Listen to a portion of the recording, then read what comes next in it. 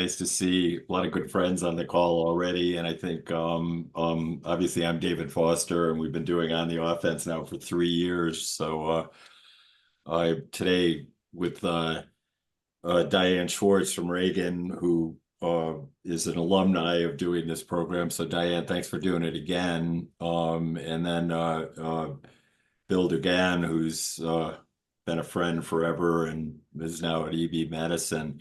And the reason I wanted to focus on the strategic issues with these two today is because both EB Medicine and Ragan had good years last year through a lot of aggressive management, a lot of change. Both Diane and there's a fair number of the EB Medicine folks on the phone, including Stephanie and Suzanne, etc. Um, um, really took a lot of aggressive steps in a transformational way, and it produced results. But the question is, what are you going to do for me in 2025? So we've had some interesting conversations about that. And the marketing material I sort of wrote up to describe this covers the whole range of everything that Ragan did and EB Medicine did over the last couple of years to improve their results. A little bit of that is false marketing because we're not going to be able to cover every single one of those. But in the setup call for this, we talked about the things that really rose to the top that are going to impact 2025 going forward.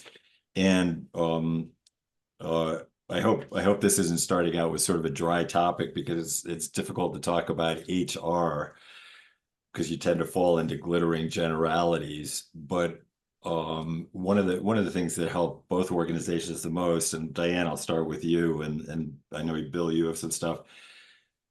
I think Diane used the term sort of organizational chart auditing or whatever, and it like you did a lot to align the skills with where you could get the greatest growth, revenue, bang for the buck.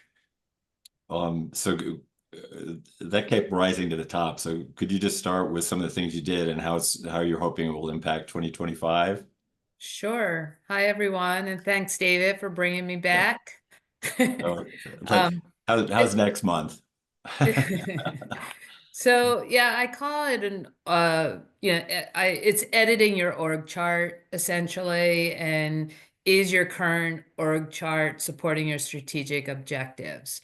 And I think all of us sort of informally think about that and who's on our team and how to design a team for the future.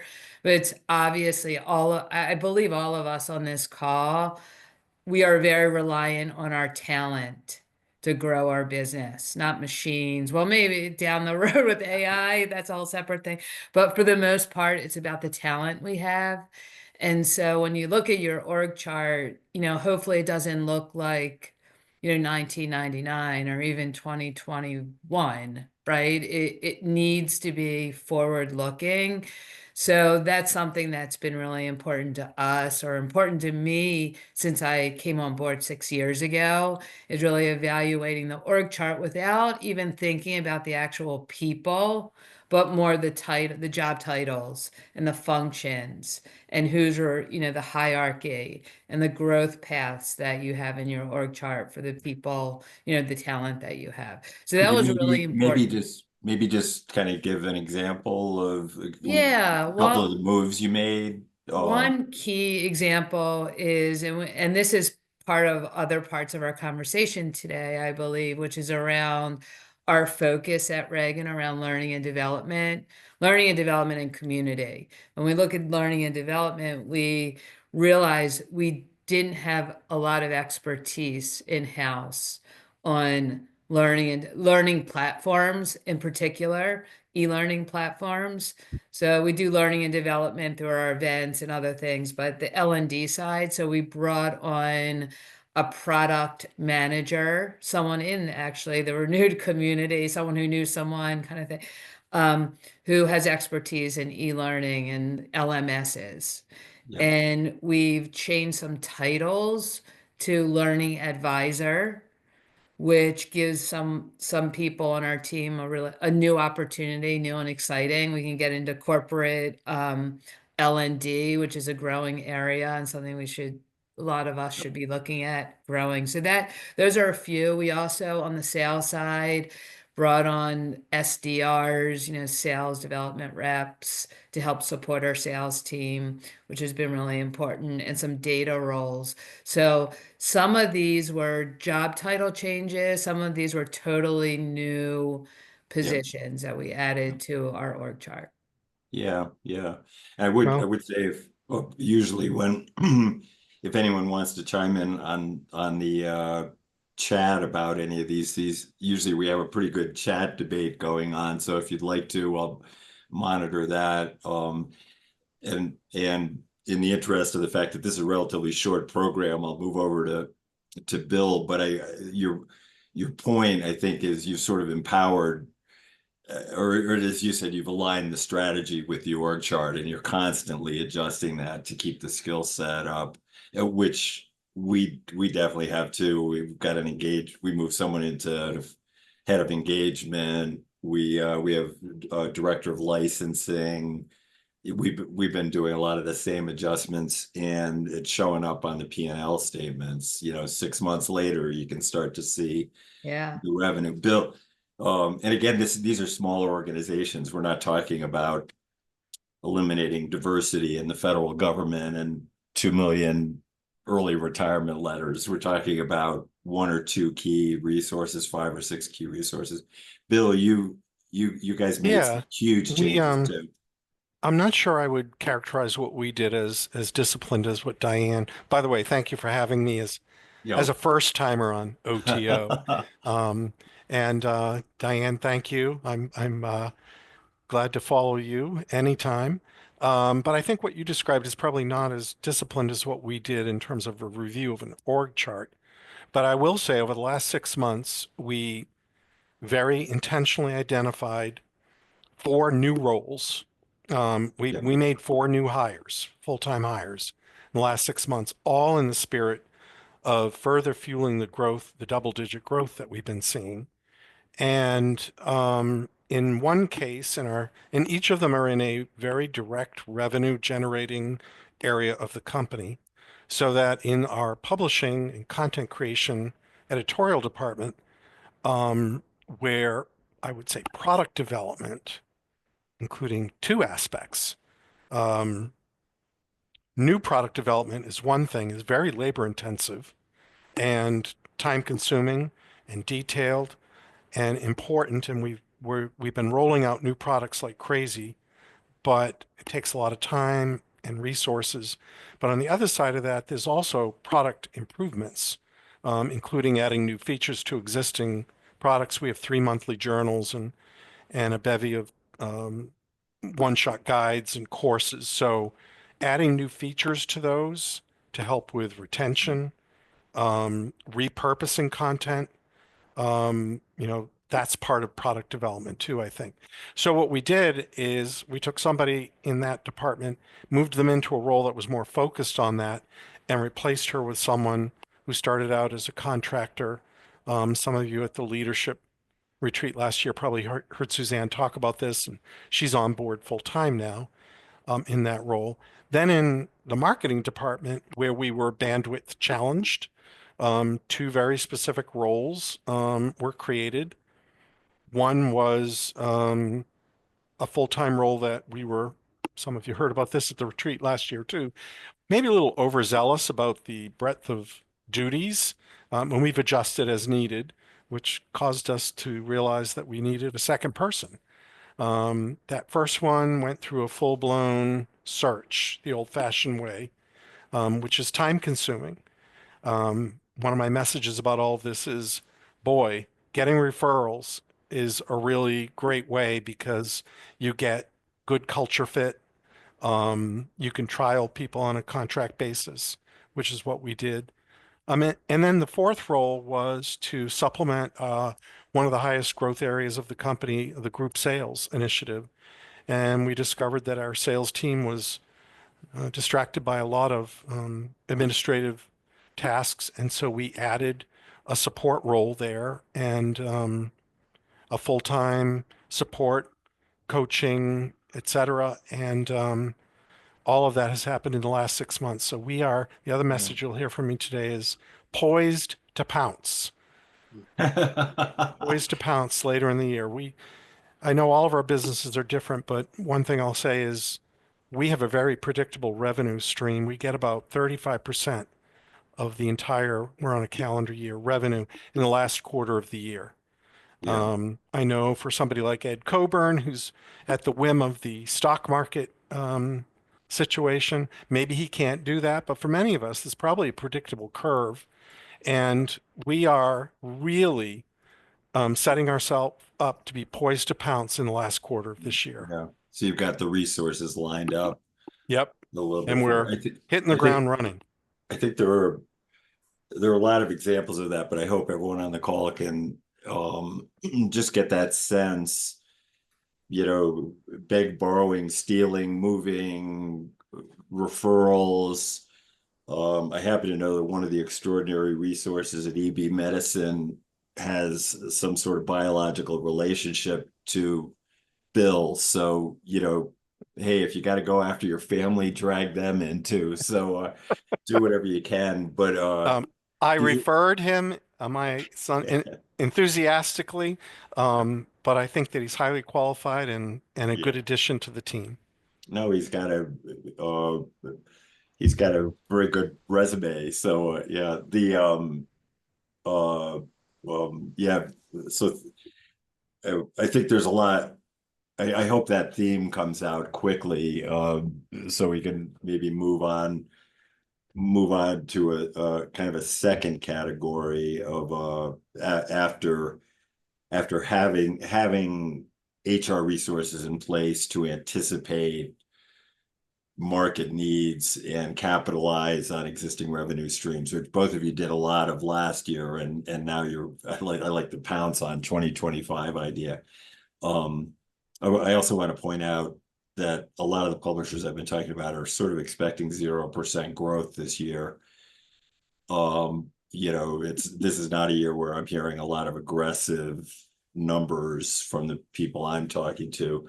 So again, you two, that if we can use some aggressive verbs here, that's kind of unusual. So a second topic that came up is it's a never-ending cycle, and I think Jennifer, you're on the call. Thank you for the AI Council thing a couple days ago on technology, but Diane, you made a bunch of adjustments in to kind of support your product group in technology and to create revenues.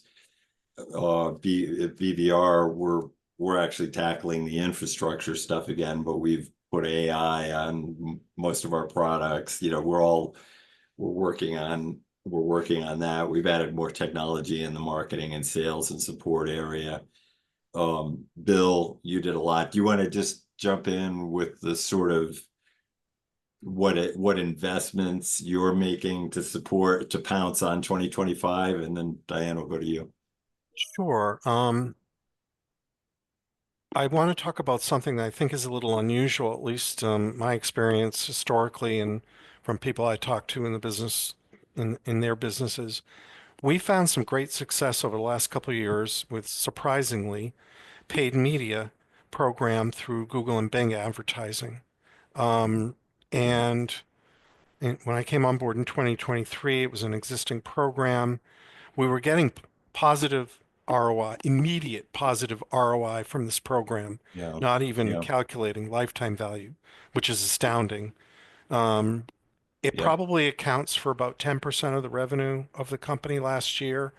We ramped it up last year, um, you know, incrementally, sensibly, and we are going whole hog this year, expanding the program. We're having great success, including going into other networks like Yahoo, including lookalike audiences through LinkedIn, and some of that stuff hasn't happened yet. That's part of the growth. But that is while we were getting about a 7 times ROI yeah, on that spend immediate, we scaled back our expectation to about 3.5, which is still pretty darn good. So we'll Yeah, take that this year. If it works out that way, that will end up being something like 15% of our total revenue. yeah, I advise about this. We have an agency who runs the program for us. We are very proactive as a client. We are meeting twice a month to review creative, strategy, results. But if anyone's not in the paid, media side, might be or has tried it before, might be worth retrying that yeah. again. Maybe we'll come back. I'd like to come back to that because a lot of what you've done, I know, was, you know, our profession sort of moved away to some degree from disciplined direct marketing, but you've sort of Mhm. gone counter directional, and a large part of your success was by a more disciplined approach. So I want, Yes. I Okay. definitely, that's a big thing to return to. They, Okay. but Yeah. just on the sort of investment, Mhm. Diane, you've Yeah. learning platform, you've really changed. Yeah, in terms of 2024 investments that bleed into 25, and some of this was even from 2023. But when we go back to what I was saying, like learning and development and community are two You know? main areas of focus. So to support that, I mean, we do a lot of programmatic spend, programmatic advertising, especially on LinkedIn. That's our best resource, lead gen resource for us and for content marketing as well. So between like Bill, we made investments in online and paid media, and we'll continue to do that. And then we did make a significant investment in an LMS that we're still standing up. We're actually launching. We had double-digit growth last year. We're forecasting the same for this year. In fact, even higher growth than last year. And this LMS that I keep talking about, and we haven't even launched the new version of our learning platform yet. So we expect big rewards from that. Um, our membership community is a Yeah, pretty big part of our revenue growth and our, commitment to learning and community. So we invest a lot there in both in person and online. I mean, I love digital products, higher margin, but there's no return better than IRL, people coming together in person. So it's a marketing cost for us, but it's a pretty big investment in how we bring our community together through retreats and meetups and other investments we make in just being face to face with our community. So I would say that's a pretty big yeah, investment. We have a tech stack that keeps growing, and we have a team that helps support that. The key thing, another takeaway is always be training your team on using these platforms. You bring in HubSpot, for example, and you can do self-learning through HubSpot. There's a lot of free training, but people just don't do that, by nature. So you yeah, almost have to force this on the calendar in your organization, different training for the tools that you're investing in, or it's just a waste of money. yeah, So I'll yeah. I stop think talking for now. no, you can on a lot of that, like HubSpot, you use an example when we all started moving in that direction 7, 8 years ago, whenever it was. All of us, I think, saw an immediate increase in a lot of capabilities and audience knowledge, voice of the customer information.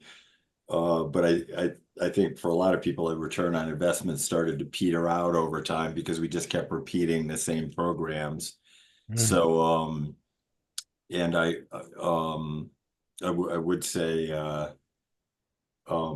again, we could talk about that for, several sessions, but how to keep maximizing your investment, particularly with the AI add-ons now. There's so many use cases there. So could you, maybe, Bill, because I think these are some, do you want to talk now about kind of Sure. About like the discipline. the discipline Yes. approach, and then let's go back to Diane and communities. 'Cause Okay. yeah, I'll start with and I'm not going to talk about this too much because it's something we've already done and it's helped bake in growth for us this year. A Yeah. year ago, we planned, mapped out, executed, measured, adjusted a price test program that took a large part of the year for both new and renewal subscription products.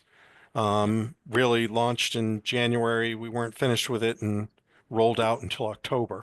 That's now baked in to our financial situation this year. Very little degradation of renewal or new order revenue, certainly new orders themselves. I don't want to talk about what we did there because I'm going to make a pitch for the renewed annual summit in June. Dan Fink and I will be doing a session on this, on price testing, and we'll Yeah. cover all the details of that. But I just want to set up, that was a very disciplined, old school, how do we do this without killing ourselves? But in the midst of all that, we also brought some discipline to our email marketing program, a very thoughtful scheduling and creative and offer presentation strategy that really has helped. And I will say that, you know, the danger is it's what you said, David, is of just repeating the same old things. That's great and that works, but you have to pay attention. Yeah. Have to pay attention ongoing. Yeah. I mean, Yeah. we've seen some fatigue there in recent No. months, and so big insertion of brainstorming juice in the last 2 weeks to refresh that all again. Ongoing, right? I'm a plan, act, measure, act. You got to keep doing that, especially with that. Yeah. But I will add one other really newish thing in the getting discipline in the marketing area. Um, we finally got around to acquiring an A/B testing tool. Ever since Google got rid of theirs, we found a good one.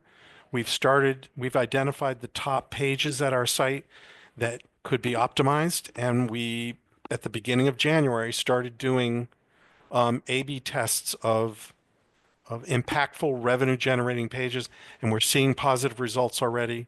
We've got a whole lineup of pages coming that are going to be A/B tested to hopefully improve performance. Again, old school direct marketing discipline. Yeah. Yeah. It's very exciting to see. And you're talking mostly about like web pages, landing pages, like that, Yep. the mechanics of a really strong, Yes. yeah, Going back to, you know, best practices of have a strong headline, benefit laden, enough calls to action, you know, all the stuff that sometimes we lose track of in the hurry to put a new product up, or yeah, it just doesn't yeah, get refreshed over time. So we've just started this program. We've got one test live going, and it's only been up for a few weeks, and yeah. Yeah. it's Could you give just a sense, because you applied this to EB Medicine's existing products, but you also had a very successful kind of new market or subsidiary market launch, but you applied the same discipline to Hmm. both. Could you just comment? I will admit no. Okay, good. Um, I didn't I mean will to put admit, you no, that this is much. an area for improvement for us. We're still playing catch up there. Although Yeah, I will say many of our new products were designed to support the group sales efforts, which are really done in a one-on-one yeah, environment with outreach and not based on organic visitors to a landing page. yeah. But there is opportunity for improvement there. We have not swung back to apply these practices to the products So, that were launched last yeah, year, although we do it with new ones going forward this year. One yeah, thing we are doing, if I can just pipe in, is that we weren't doing before, is onboarding series when we have a new product, and being Yep. very dedicated with yeah, bringing people along and trying to get that engagement at the very beginning, whether groups or individuals. And believe it or not, I'm the publisher. I didn't even know about the individual onboarding series until earlier this week. So lots of good things going on in the background with Bill and his team. Mhm. And I think it is really making a difference. yeah, Yeah. Well, you had it's one of the more successful launches. And as Bill said earlier, I guess, Suzanne, you can pounce on it later, like it's an opportunity in front of you, um, which I think a lot of information industry people don't have any of those. So good luck with that. Diane, do you want to jump in on anything related to that and what you're Yeah, I mean, doing for listening to and that, and I think the that's all communities? great. Yeah, It doesn't really matter what you do marketing wise if you don't have strong content and community. yeah, And also, I want to go back to the org chart and just team design. And we're mostly small companies here, I'm assuming. And there's an opportunity to think about how we share out the data and making sure that other areas of the business that you may think don't care, you might want to rethink that, like the content team or the producers of your events and so forth, how these marketing campaigns are performing with the A/B testing and so forth. When we start sharing and collaborating, and I think everybody can make it all better. So I just want to say that there's a community within your company also that's really important not to forget. So I would just say we try and share out all the like the performance of our marketing campaigns. Could we do a better job of that? Yeah. But we're trying, and we're building KPI dashboards this year, that it's a performance management, strategy for us, as well as a way to be more transparent and for everyone to feel like they're contributing to the growth, even if they don't have a yeah. direct line to revenue. Do So you find just on the KPIs that you've added or changed, are they, because I noticed we have from BVR Lisa's on the call, thank you, and Pete, and one of the KPIs is around and get the engagement effort, and we've got this mhm. image of if you don't move your internal community, the gears don't turn in your external community. So it's the KPIs are starting to measure what we're doing. I love that metaphor. It sort of sounds mechanical, but That's true. I mean, we've developed what we call power KPIs, which are the overarching KPIs that are really more, operationally that drive the business. But then there's the ones that ladder up to those KPIs, which are more like what you're talking about, where yeah, internally people can really see the difference that they're making with these agreed upon KPIs, and they're achievable. Not that the power ones aren't achievable, but those are the ones that are going to really fuel the yeah, growth. yeah, Um, and there's no secret behind that. I mean, everybody knows what our KPIs are internally, so it's not like a hidden thing. yeah. Um, do you want me to talk about community? Was that where we? Yeah, could be, yeah, because that I know you succeeded with that so much, and you're doing a really sort of a case study job with the community effort at Reagan. So I know that's important to you for 2025 too. Yeah, I mean, we've been around 5 decades, going on 6 decades, and we have a really strong community. I mean, everybody has a community, right? We all have a community, but is it a strong community? Are they engaged? Is it growing? Um, are they choosing you first over others, or maybe they're choosing no one, but we're sort of evaluating how engaged your community is in both time spent with your brand and money spent with your brand. So we have a lot of long-term customers, and looking at those as we're media brands, we don't often think about our customers as clients, right? But it's that 80/20, getting more from like those top tier customers, so an account-based marketing and sales. But so our community is made up of those long-term customers and even new people coming in every year. And through our membership council, we have a really sticky community there. I mean, they've made a big investment in being a member of this council. And so, they have we have to deliver on the ROI for them. And so that goes back to that both online and in-person strategy that we have for that community. But then we have the community of attendees that come to our events that, is a really strong community as well. And they may never become a member, of this council, but we're hoping that through the funnel, they'll become a member of the council. But we're in a market with communications and marketing professionals where their role, especially even in this crazy or this year that we're all in, Yeah. I don't want to get too opine on the politics, but it's definitely a year of uncertainty. And so the people that we serve, are the ones with just disseminating the information, telling the story, out there in the marketplace. So they have a pretty critical role this year. They want to come together. They want to hear what their peers are doing. We're hosting that, right? We're the host of those conversations. So that's what we do. That's what we do best. That's our strength, our superpower, and we're really leaning into that. And so where we can bring people in a peer-to-peer environment, whether it's online or offline, that is gold for us. I mean, and it's not complicated. Yeah, yeah. It's sort of I know our experience, we have the leadership council, and it's sort of made up of a group we used to call the FOBVR, the Friends of BVR, a lot of new people too, but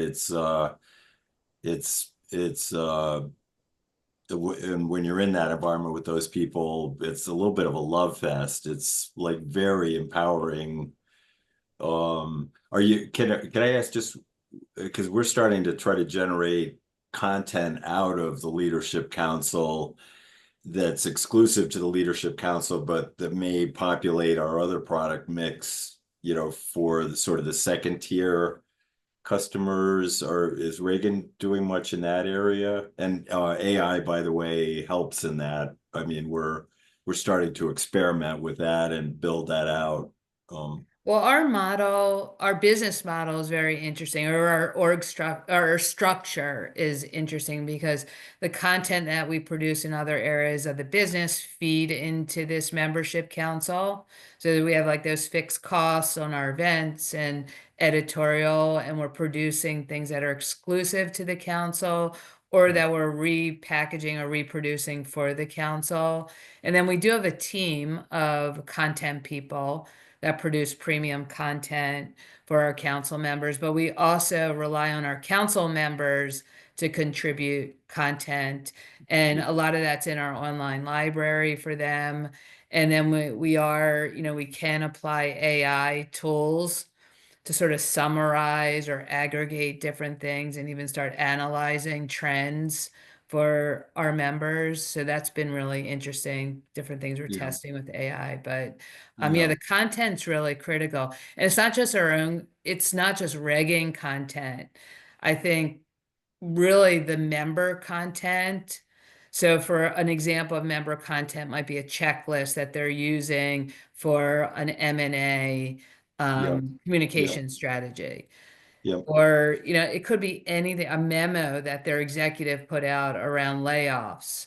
And they're sharing this with each other, and it's Chatham House rules and, different NDAs. But that's more valuable than an article that we'd write. yeah, yeah, yeah. And Suzanne put up a note about a bunch of us are meeting in Phoenix in a week or two, and the opportunity to get together and discuss some of the things you're saying, Diane, and Bill, and talk about how that's impacting our individual organizations is I'm really looking forward to that. Those of you who'll be there, I know Lisa, you're going to be there too. You're on the call.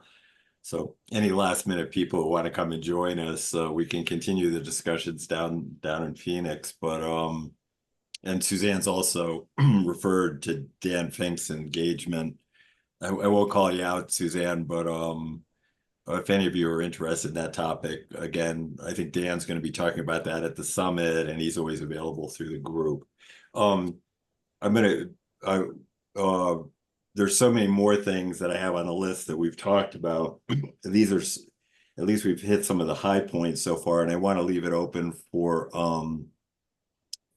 any other discussion or things like that. But there is a common element all these things coming together. And would it be correct to say, which it is for BVR right now, that a lot of our product strategy, our marketing strategy, our engagement strategy, our technology strategies are around what I think I heard you say, Diane, and Bill, you said specifically, they're supporting the expansion of the number one item, which is sort of average account value, group sales, that sort of thing. Would you agree with that statement? Bill, I know you do. Yes, But definitely. Diane, Not just maybe. those, not Oh, just those technologies, but I will include the labor. As Diane said in the beginning, yeah. we don't have warehouses full of widgets we're trying to sell. For most of us, and Yeah, especially in a more digital world, the assets that we have is labor, yeah. our labor force. And so paying attention to that in addition to the technology to support it is all part of our growth strategy. People and technology. Mhm. I hope, Bill, you won't think I'm totally weird, but just as you said that, I have a bunch of ravens just started circling outside my windows. And ravens are considered sort of the deliverer of mystical wisdom. So I Well, David, I'll give assumed, you some advice. Don't look out the window, nevermore. okay, yeah, yeah. No, not that part. It's a positive thing, Bill. But Oh, okay. anyway, I may be going crazy up here in the mountains. I'm not sure. So yeah, the great comment. I like so many of these strategies are feeding like an internal KPI we have is the hope that we have an average account value of 111% as opposed to a renewal rate of 89% or whatever. So I think there's a lot more to talk about there. Diane, I know how your best long-term accounts are really critical to you. Any comments about average account value there? Yeah, I mean, we're endeavoring to create a better dashboard and more data visualization so that we can see the bigger picture and the smaller picture with our customers. Um, You know, so yeah, I mean, the lifetime value, we're trying to put, more toward the lifetime value of our customers and to really understand like where to spend our time more and more of those kinds of customers and what sectors, evaluating the different verticals that our customers are in and trying to find those lookalikes, right? So if we have a lifelong customer in healthcare, likely that there are other people at those similar companies who could become long-term customers of ours. yeah. They're also a great resource for, building out new products, for focus groups, for advisory boards, for being influencers in our market and evangelizing for our brand.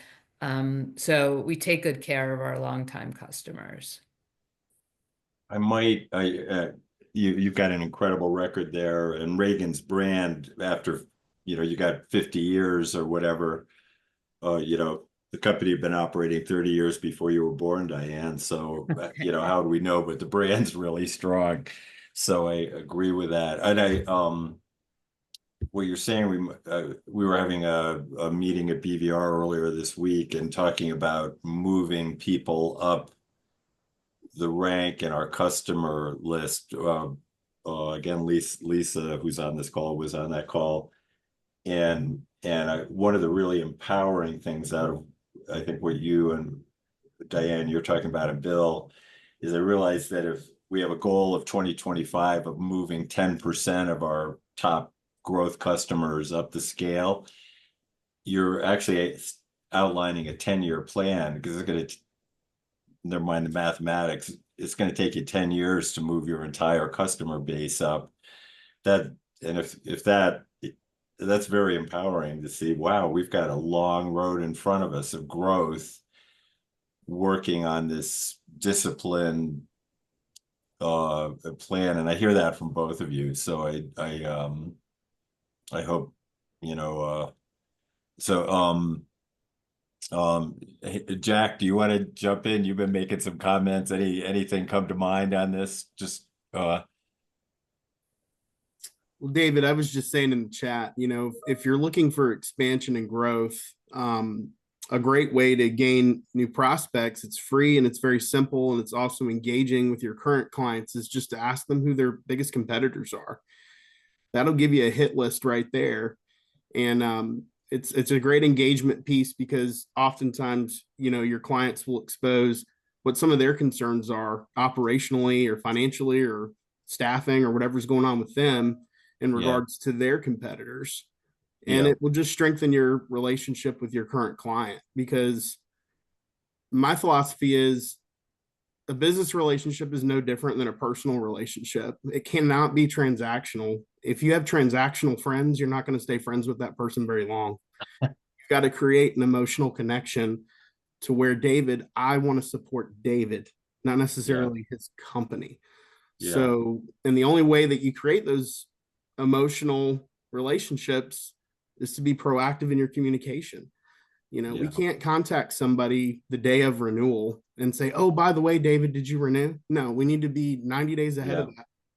We need to be actively involved in that. Yeah. I do agree with that, Jack, in terms of building relationships. And I don't know if you're referring more to like a sales relationship. The one thing though, I would just caution everyone about is, I mean, we don't want any one person at Ragan to be the reason that somebody is a customer of ours. So that goes back to the quality of our content and the depth and engagement of our community. Because that makes us very vulnerable, right? Should that person leave. And on the flip side of that, our top companies, we have an effort now to get to know at least 10 people in that company in that role or similar roles. Should that person leave, we don't lose the business, right? That's a basic thing that I think we just assume. I don't know, maybe as managers might assume that your people are doing that, penetrating the organization and getting more relationships going within that company. Yeah, I echo that, Diane. I think what Jack was saying was sort of generic, but we do have Yes. lots of tentacles in. Mhm. It's not just, for example, in a sales relationship role. Stephanie Williford is highly involved in these high value clients. We involve some of the medical doctors are involved in reaching out. Suzanne and her team. So there's a lot of tentacles into the people, not just one, for the same Yeah, reason that's you great. mentioned. And each of those people are brand ambassadors, right? Mhm. So that's Absolutely. critical. I think Yes. that ties into what kind of Jack, what you were saying, too, very much. And I don't, Lana, again, I'm thinking of conversations we had in London. I see you're here too, but the I think there's no bigger compliment to both your staff and your best customers than to put their expertise in front of your other customers. So like the fact that our biggest accounts are also contributing content, maybe they're just speaking at our webinars, that sort of thing, but it's kind of a mutual love fest when it starts to really work. You're supporting and promoting them as leaders of your profession, and they're supporting you as the community where it comes together, and that's incredibly symbiotic when it works, and it's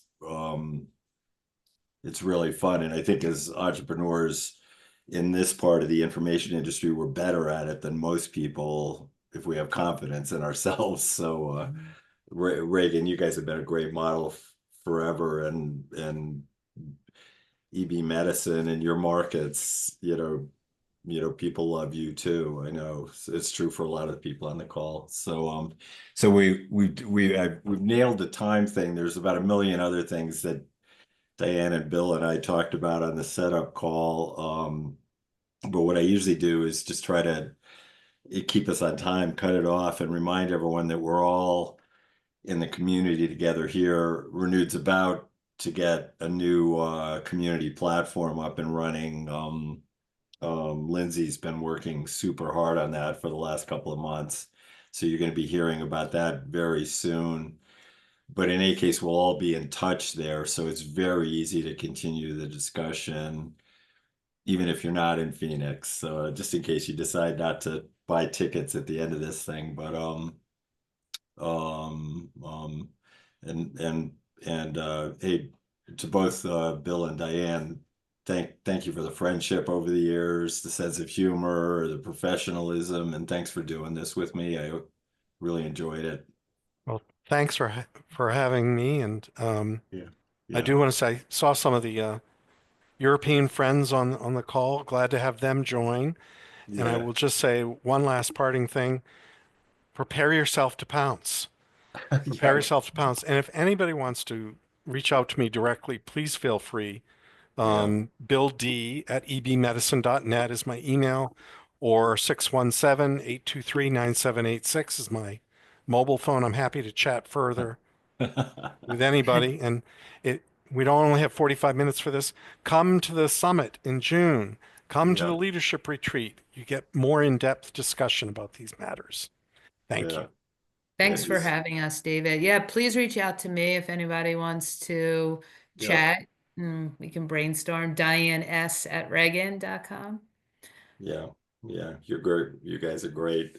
And now, thanks to Suzanne, I realize the merchandise will be available soon. So the renewed fashion line, we're forming a new advisory council. Okay, good luck to everyone. Thank you for attending today, and we'll see you in the future. I really, Thank really you. appreciate it. Thanks. Thank Thanks, you.